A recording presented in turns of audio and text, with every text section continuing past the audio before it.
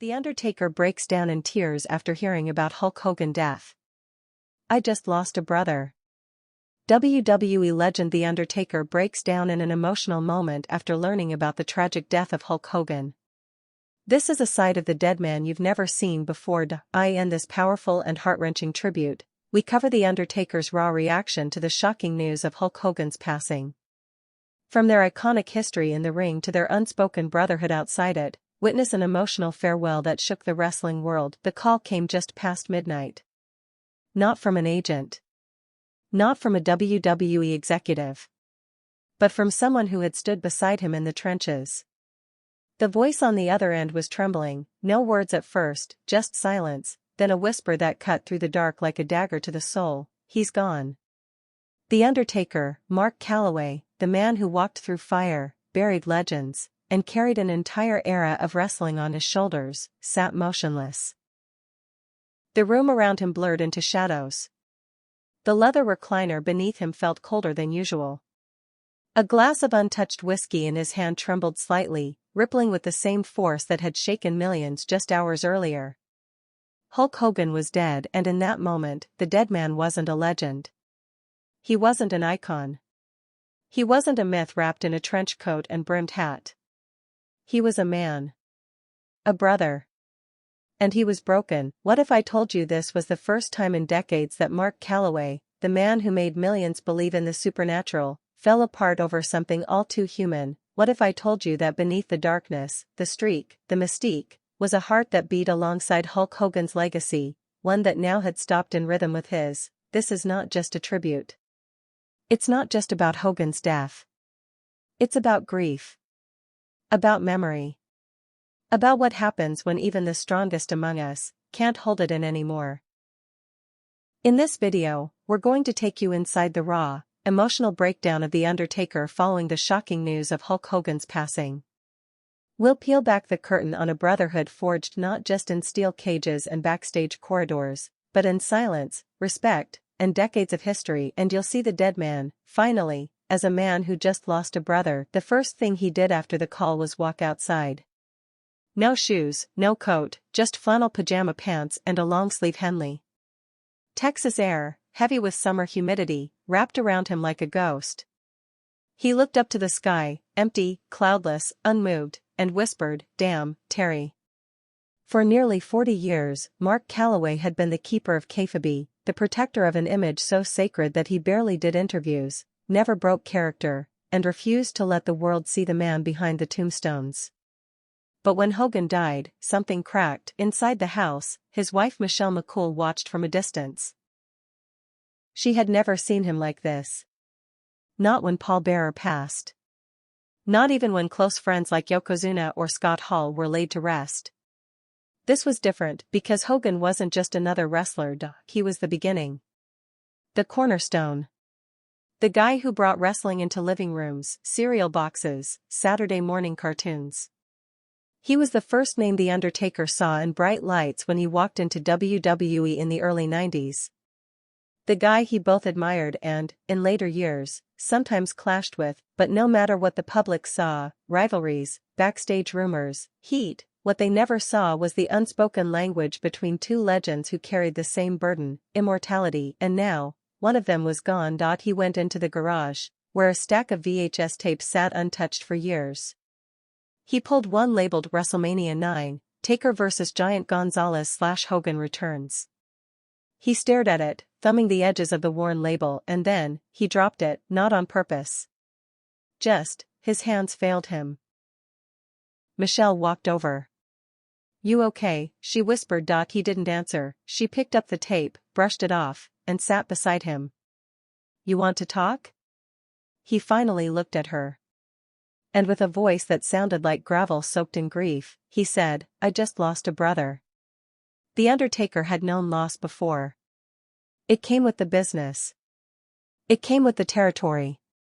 The locker room becomes a battlefield, and your brothers in arms fall one by one. But Hogan?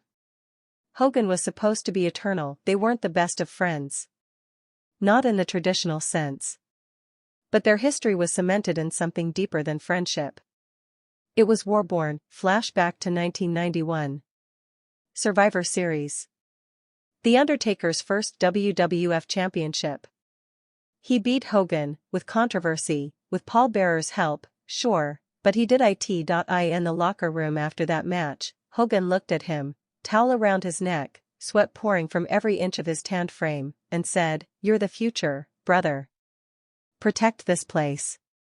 It wasn't a compliment. It was a passing of a torch. One that Calloway never forgot, even when they grew apart, even when politics, egos, and eras changed. That moment remained. Now, 33 years later, the man who handed him that torch had faded into the great beyond. Back in the house, Undertaker sat at his old writing desk. He hadn't used it in years. He took out a legal pad and scribbled a letter. Not for the fans. Not for WWE. But for Terry. It began with, "I know we didn't always see eye to eye, but I saw you. I saw how hard you fought to carry this whole thing on your back. And I hope you knew. I respected the hell out of you." He stopped there, because the tears finally came, not loud. Not showy. But slow. Silent. Crawling down the cheeks of a man who had never cried on camera. Never cried in interviews. Never cried when cameras were off, but now, they came and Michelle didn't say a word, because sometimes the only thing you can do is sit beside someone who's been strong for too long. What followed in the next few days was a flood of messages. Superstars, past and present, checking in. Some offering support. Some asking if the rumors were true. Did Undertaker really cry? He didn't respond to most. Not yet, but there was one person he did call: Vince. The two hadn't spoken in weeks. Life, distance, and time had gotten in the way. But Undertaker picked up the phone and called the man who had built the empire Hogan carried and that Undertaker later defended. Vince's voice was calm, almost rehearsed. "Yeah, it's a hard one," he said, but Calloway could hear the crack beneath the calm. "They didn't say much. They didn't need to." Legends speak in silence. After hanging up, Undertaker walked into his memorabilia room.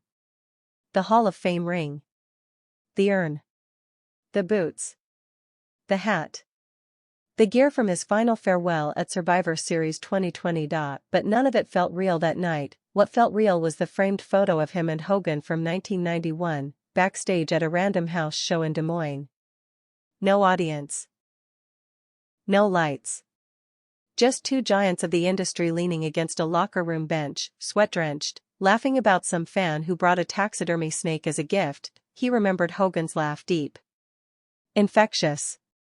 So loud it echoed through the corridors. That's what hit hardest. He would never hear that laugh again. The next morning, he wrote a short message to WWE's internal communications team: "I'll make a statement, but not yet.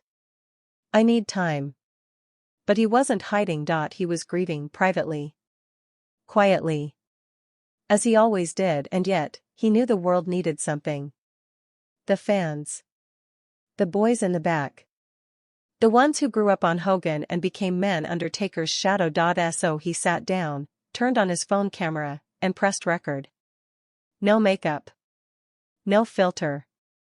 No character. Just Mark. He looked into the lens and said, "We lost a giant today. Not just in stature, but in spirit. Hulk Hogan wasn't perfect. None of us are. But he was larger than life. He was a brother.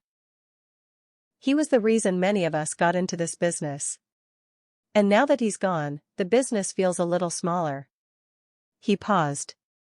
His throat caught. "I love you, Terry. And I hope you're up there, tearing down the pearly gates and telling St. Peter to say his prayers and eat his vitamins. Rest easy, brother.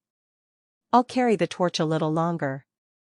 Then he ended the video. Didn't post it. Didn't tweet it. He sent it to Vince. And to Hogan's family. That was enough, but someone leaked a screenshot. One still frame of The Undertaker, eyes red, head bowed, mouth half open mid-sentence. The internet exploded, and for the first time in decades, fans didn't see the dead man. They saw the man, and they wept with him. He stayed off the grid for the next 48 hours. No calls. No texts. No public appearances. Not even Michelle knew where he disappeared to. But she didn't panic. She'd seen this before, not this exact kind of grief, but something close enough. In 2007, when The Undertaker learned about the sudden death of Chris Benoit, he disappeared for a full day. When Eddie Guerrero passed in 2005, he didn't speak for nearly 2. But this was different, because this wasn't just about a fellow wrestler, this was about the first man he'd ever feared, and later, the only one he ever silently pledged to outlast. Mark Calloway drove 3 hours west of Austin. No destination, no map. Just endless Texas roads under a sky that looked like it might crack open. He eventually pulled into a gas station in a town too small for a name. Bought a black coffee. Sat in the corner of a dusty diner, and for the first time in years, he thought about 1990, the day he first signed with WWF. He was just another big man, green, unknown, no mic skills. The kind Vince normally kept in the shadows. But within 2 months, he was in the main event. Why? Because Hogan said something that no one expected: "That kid's money. I'll work with him." It wasn't a declaration. It was a signal. To everyone. That this tall, silent, mortician-looking rookie wasn't just another gimmick. He was going to be the future. And Hogan, who had ruled the golden era, knew it, but what the fans never saw was what happened after those early matches, the private moments, the 2 men alone in a hallway after Survivor Series 91. Hogan icing his back. Taker sitting on the floor beside him. No words. Just mutual silence and heavy breathing after a brutal match, until Hogan finally said, "One day, they'll call you the locker room leader. But just remember, this business gives, and it takes." It was the first lesson Hogan ever gave him. And it stayed with him forever. Mark sipped his coffee and stared out the window of that old diner, watching a tumbleweed drift past the parking lot. He didn't cry this time. But the ache was still there, the weight of another titan falling. Back at WWE HQ, news of Undertaker's breakdown began circulating internally. A few staffers had seen the video he recorded for the Hogan family. Word spread quickly. "He's not okay," someone said quietly in a production meeting. Triple H reached out, then Stephanie. No response. Even Shawn Michaels tried. Nothing, because sometimes the pain of losing someone you never had closure with is worse than losing a friend you saw yesterday. You see, Hogan and Taker's relationship was complex. There were years of silence between them. Rumors of heat. Backstage politics. That one infamous moment in 1991 when Hogan claimed Taker hurt him with a botched tombstone on a steel chair. Taker was crushed by that. Said for years it wasn't true. Said it messed with his head, made him question himself as a performer, and yet, years later, Hogan admitted, "I overreacted, brother. You were green. I was paranoid. That was on me." They never spoke of it again, but the wound, it lingered until WrestleMania 30. New Orleans. The night the streak died. Backstage, as Brock Lesnar's music still blared from the arena, Undertaker sat dazed, concussed, slumped in a folding chair. Everyone gave him space. No one knew what to say, except Hogan. He walked in, sat beside him, didn't say a word.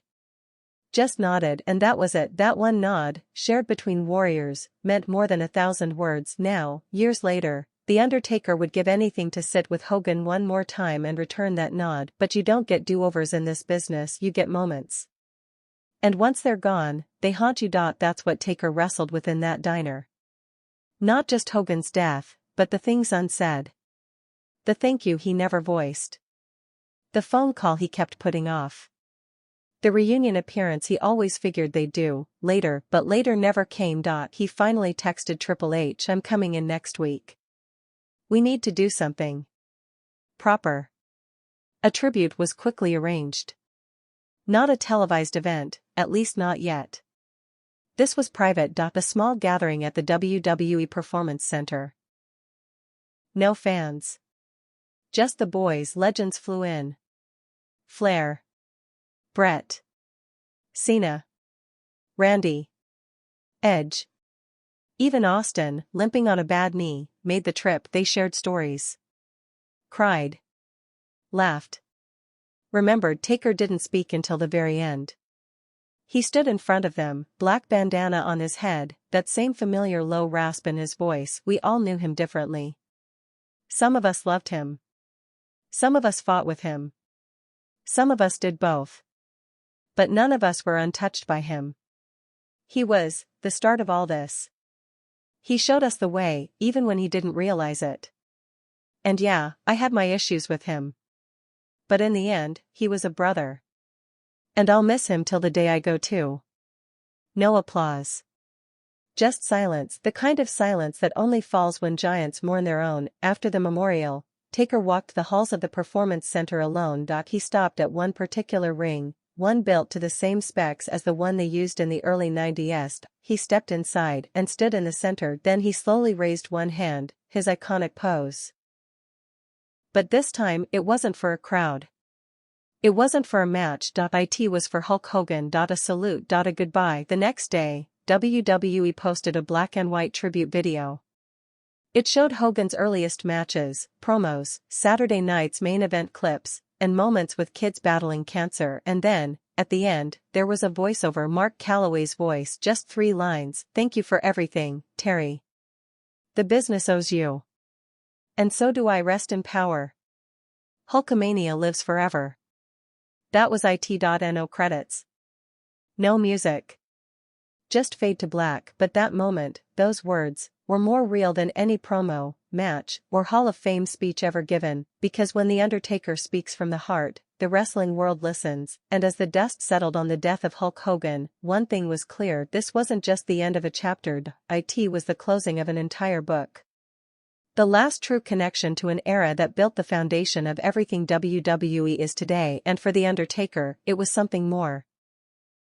It was the loss of a mirror, the last man left who knew what it was like to carry the company on his back when no one else could. And now, he walks alone again. But even in solitude, there's memory, there's brotherhood, and there's legacy. As Taker stood in the middle of his training ring the next morning, sunlight cutting through the blinds like the spotlight of memory, he whispered just 2 final words: "Thank you."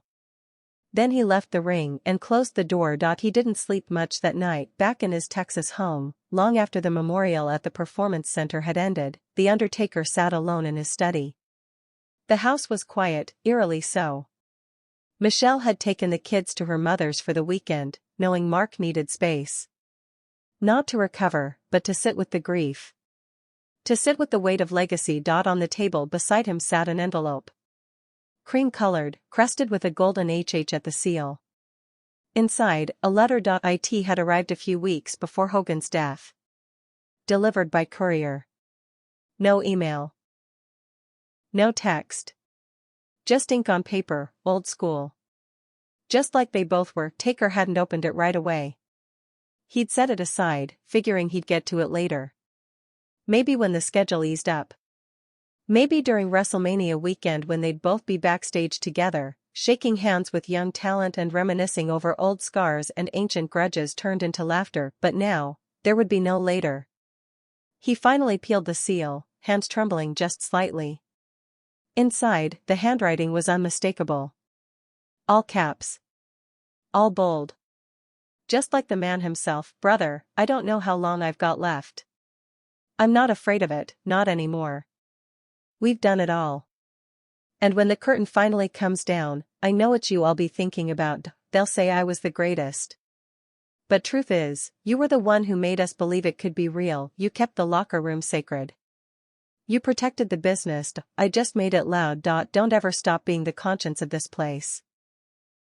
And don't ever stop reminding the world that we were brothers, even when we didn't say it out loud. If I'm gone when you read this, you know what to do. Leave a rose in the ring. One last ride for me." Taker's eyes didn't move from the page for a long time. When he finally set it down, he exhaled, long, broken, and final. That letter wasn't just a goodbye. It was a passing of peace, and The Undertaker knew what he had to do. That Sunday night, he called WWE headquarters. He spoke to Triple H, who was already preparing a tribute package for Raw.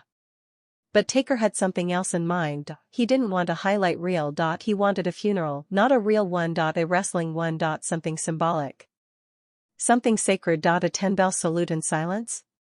Too shallow. A promo montage with crowd chants?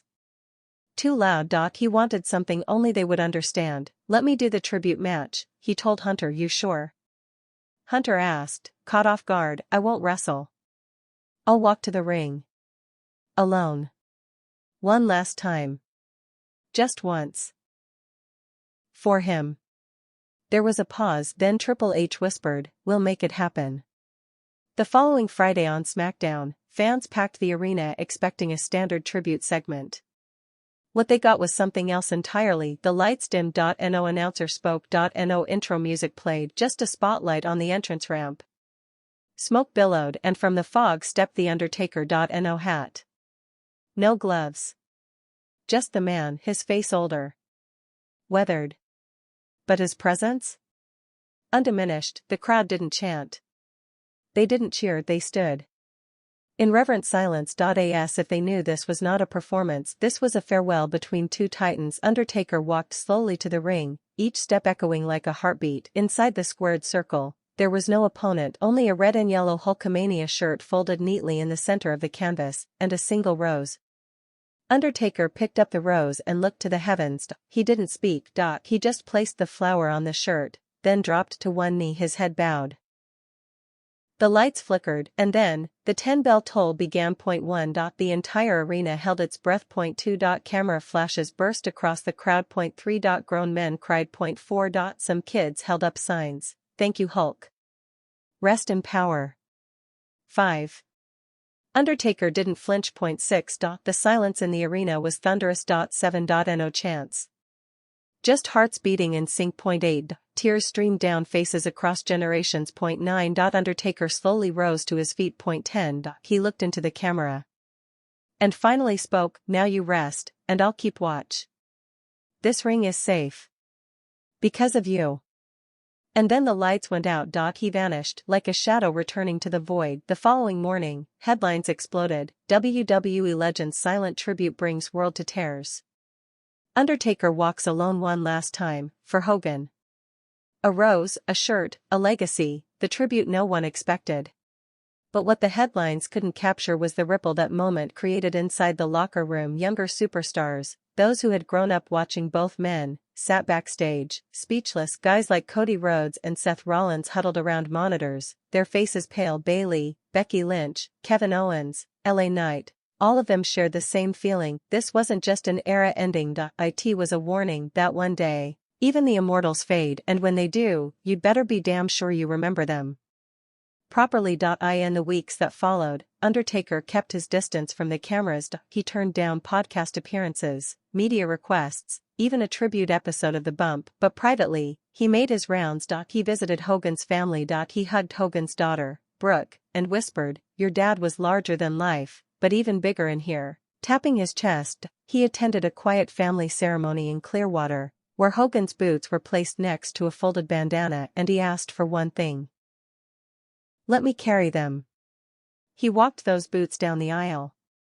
Not as The Undertaker, but as Mark, and when they were placed in a glass case at the Hogan estate, he stood back, wiped his eyes, and said softly, I'll see you when I get there, brother.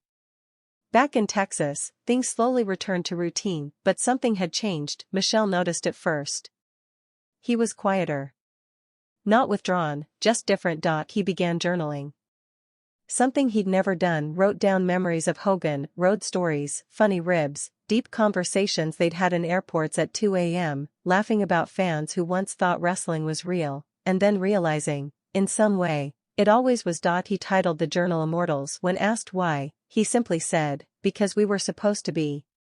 One night, he stood on the porch of his home, looking out into the vast Texas landscape, stars littering the sky like tiny spotlights for forgotten warriors, and for the first time since Hogan passed, he smiled, not because the pain was gone, but because it finally had a place to live, in memory, in the ring. In the roar of the crowd, and in that final rose, laid gently on the canvas, where immortality and grief embraced, the Deadman will walk again, perhaps at the Hall of Fame, perhaps at WrestleMania, but now, every step will carry the echo of a brother lost, because when Hulk Hogan died, a part of The Undertaker did too, but what remains, is sacred.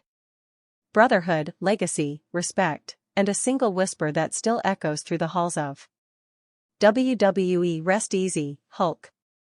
The ring is still yours. They came in droves from Tokyo to Toronto, Cape Town to Kansas City. Fans poured into arenas, flooded social media, and lit up message boards with one message that transcended generations: "Thank you, Hulk." WWE had announced it quietly, no flashy press release, no over-the-top fanfare. Just a single tweet with a black and white image of Hulk Hogan, his head bowed in prayer beneath the words, "Live Forever," a tribute to the Immortal One. It was the most watched WWE special in over a decade, but before the lights dimmed, before the pyro, before the emotional montages began, they gave the first word to one man, and that man was The Undertaker. A single spotlight. A quiet studio, and a close-up of Mark Calloway, not the Phenom, not the Deadman, just the man behind the myth, sitting in a simple black leather chair. He took a breath and looked directly into the lens. "The first time I ever saw Hulk Hogan was on a grainy TV in Houston. He walked into the frame, larger than life. Bandana. 24-inch pythons. That voice. That presence. I was just a kid. But in that moment, I believed in wrestling. Because I believed in him." The camera slowly zoomed out as he continued. "We had our differences. We had our silence. But we also had our bond. The kind you only understand when you've stood in that ring and bled for this business. I watched him carry the weight of the industry before I ever laced up my boots. And I watched him do it while smiling, while giving, while being the hero, even when it hurt."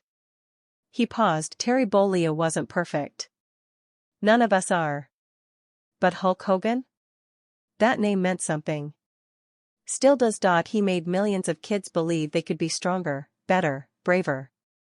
And he made a whole generation of wrestlers believe we could be stars. And then, for the first time on television, The Undertaker, stoic, feared, revered, broke. His voice cracked. "I didn't just lose a colleague. I didn't just lose a legend, I lost a brother, and this whole damn industry lost its heartbeat." Then, silence. Fade to black. The tribute began. Clips from WrestleMania 3. The slam heard around the world. Andre the Giant falling to the mat. The roar of 93,000 in the Pontiac Silverdome. Clips of Hogan and Warrior, Hogan and Piper, Hogan and Rock.